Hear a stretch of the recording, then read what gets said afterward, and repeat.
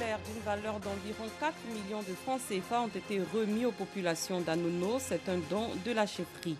Les habitants de Kutama, village natal de l'ex-président zimbabwéen Robert Mugabe, décédé le 6 septembre dernier, lui rendent un dernier hommage.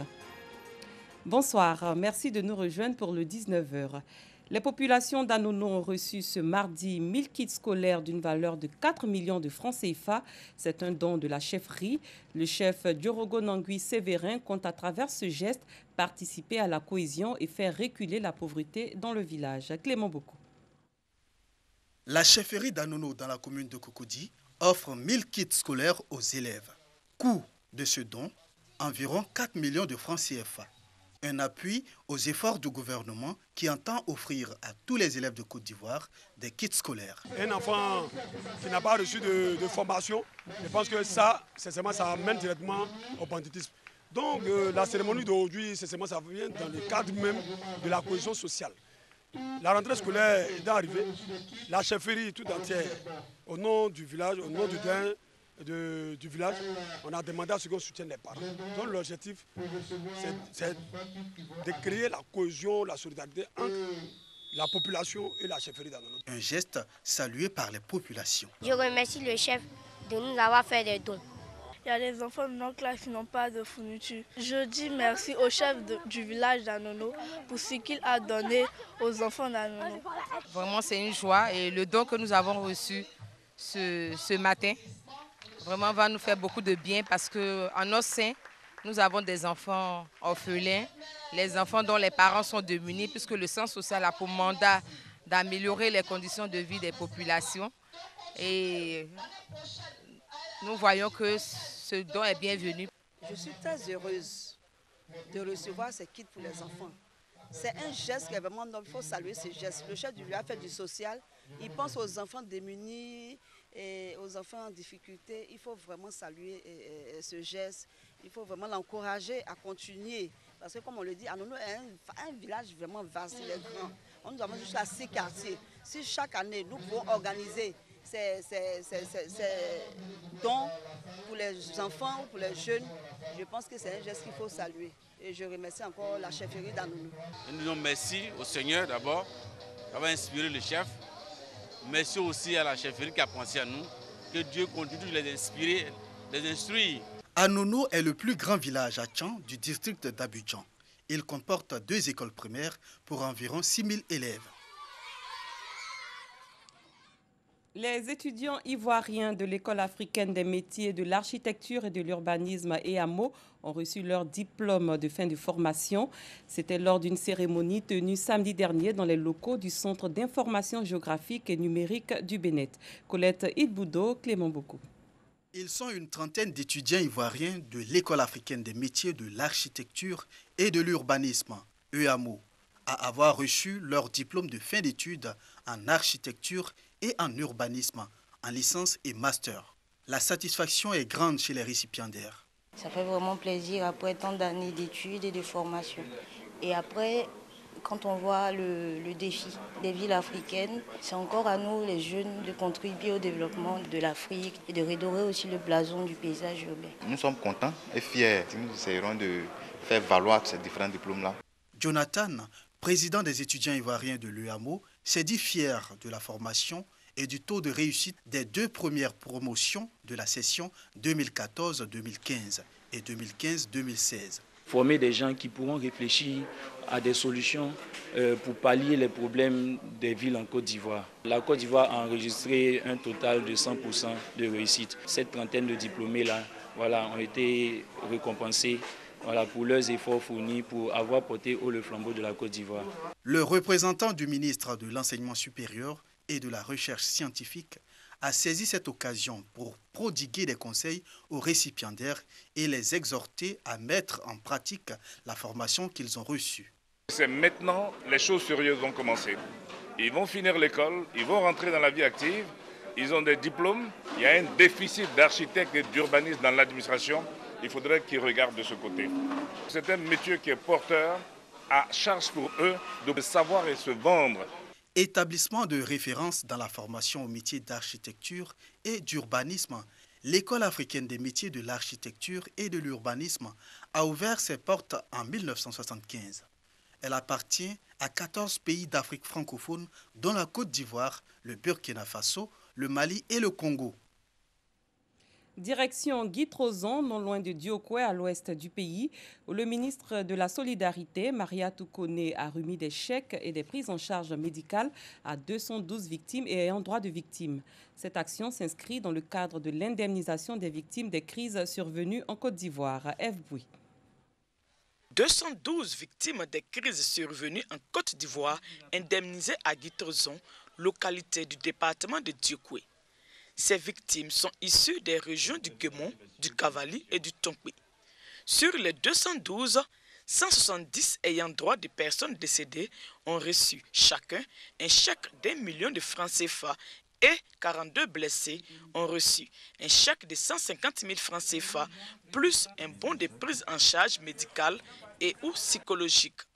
Les victimes, tout en appréciant la solidarité et le réconfort du gouvernement à leur endroit, prennent le pardon. Si l'État a eu l'idée quand même de venir aider les parents des victimes, c'est pas mauvais. C'est pas mauvais, c'est rien que c'est la paix. Il faut pardonner, quel que soit le dégât était déjà causé, mais il faut pardonner pour qu'on continue de vivre ensemble. La ministre de la Solidarité, de la Cohésion sociale et de la lutte contre la pauvreté renchérit et invite toutes les populations à tirer les leçons du passé. Nous sommes aujourd'hui à Guy-Trozon, chargés de beaucoup de symboles. Le message principal que nous passons à nos parents de Guy-Trozon, mais également pour toutes les localités de Côte d'Ivoire, la guerre doit s'arrêter pour la Côte d'Ivoire. La Côte d'Ivoire doit passer à la phase de développement. À chaque crise, il y a des morts. À chaque crise, il y a des morts. Et chaque mort est une mort de trop qui retarde le développement de la Côte d'Ivoire. Aujourd'hui, nous demandons pardon à toutes les victimes. Nous souhaitons également que les victimes puissent pardonner pour passer à une autre phase du développement de notre pays, qui est la phase de réconciliation. Notons que la localité de Guy-Trozon a enregistré 90 morts entre 2002 et 2011. Sur les 212 victimes indemnisées ce jour, 51 sont de Guy-Trozon. Ils sont revenus il n'y a pas très longtemps de la Terre Sainte d'Arabie Saoudite. Les pèlerins de Saint-Fra dans la région de la Maraoué ont été célébrés par les siens. Ils ont été accueillis par les autorités, élus cadres et guides religieux de la ville. Prières et bénédictions étaient au centre de cette cérémonie religieuse. Paga Sorokoni. Comment préserver les acquis du Hajj? C'est le thème développé à l'occasion de la traditionnelle accueil des pèlerins du Hajj 2019 du département de Saint-Fra situé dans la région de la Maraoué. Et c'est la grande mosquée de cette localité qui a servi de cadre pour cette cérémonie religieuse. À cette occasion, imams, prédicateurs et guides religieux ont invité l'ensemble des pèlerins à adopter un comportement responsable et exemplaire à l'image du prophète de l'islam, le prophète Mohammed. L'accueil des pèlerins du département de Saint-Fra, une initiative d'Alain Gouré, fils de la région. On a demandé aux pèlerins de prier pour la Côte d'Ivoire, pour prier pour le président de la République, pour prier pour tous les organisateurs de la Mecque. Parce qu'en son temps, quand on allait à la Mecque, c'était une épreuve. Aujourd'hui, nos parents vont à la Mecque dans la joie, ils reviennent dans la joie au complet. Donc on leur dit merci. Cette cérémonie islamique a vu la participation des élus et cadres de la région, des guides religieux musulmans dirigés par l'imam central de la mosquée de Saint-Fra, du représentant du Conseil supérieur des imams des mosquées et des affaires islamiques, COSIM. Elle a aussi bénéficié du soutien des autorités administratives de la localité. Ils n'ont pas manqué d'exhorter les pèlerins à multiplier prières et adorations pour la paix, la stabilité et le développement de la Côte d'Ivoire, mais surtout prier pour des élections apaisées en 2020. La particularité, elle est suscitée par un cadre non musulman. C'est la preuve que dans ce pays, les religions vivent ensemble et que nous restons des frères en dépit de nos croyances. Je me réjouis de la bonne tenue de cette rencontre qui a démontré qu'il y a la cohésion entre les populations. Et c'est au nom de cette cohésion-là que je suis venu à cette rencontre. Le message des hommes de Dieu, des autorités, des élus et cadres de la région, bien perçu par les pèlerins qui se disent fiers d'avoir réussi à accomplir avec quiétude et sérénité le 5e pilier de l'islam, le pèlerinage à la Mecque.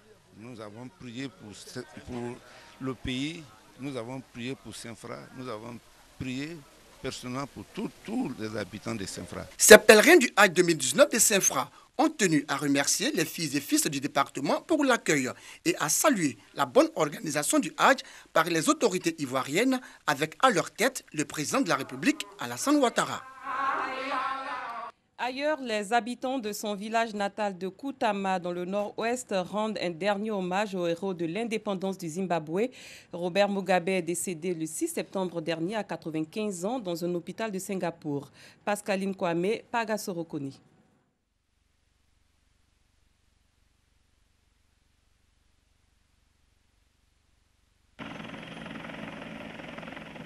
À bord de cet hélicoptère, le corps de Robert Mugabe. Koutama, son village natal, rend un dernier hommage à l'ex-président du Zimbabwe. L'ancien maître absolu du pays est mort à 95 ans. Il doit être enterré d'ici quelques semaines au Champ des Héros, un monument national de la capitale Harare.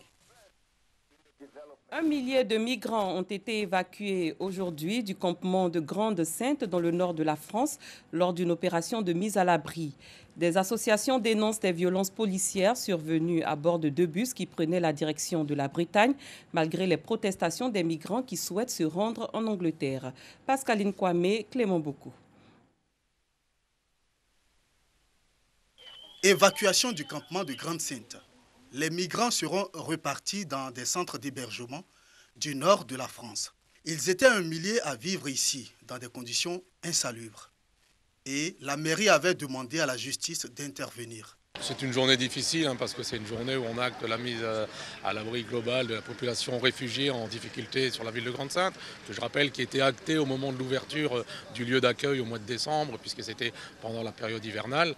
Je rappelle aujourd'hui que ce n'est pas qu'un gymnase qu'on ferme aujourd'hui, c'est un gymnase où il y a 250 personnes, mais c'est surtout près de 1000 personnes qui sont sur les extérieurs dans des conditions de vie indignes de toute façon. La plupart de ces migrants sont des hommes et majoritairement des Kurdes irakiens. Tous ne rêvaient que d'aller en Angleterre.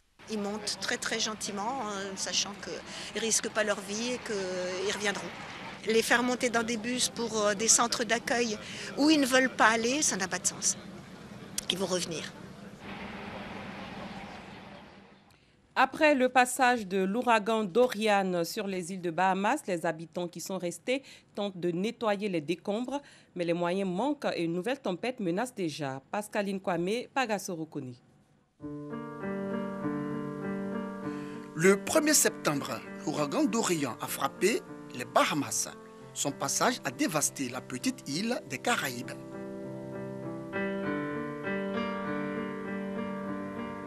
Plus de 7000 personnes ont perdu leur maison. De nombreux habitants des îles Abacos, le territoire le plus touché, ont évacué la région.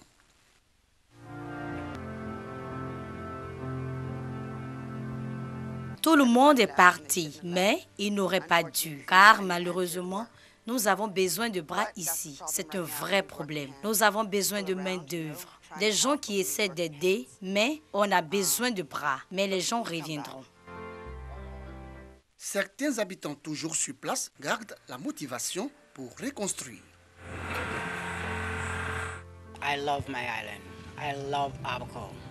J'aime mon île, j'aime Abaco, j'aime les Bahamas. Je dois rester pour voir l'île reconstruite. Ce sera le cas.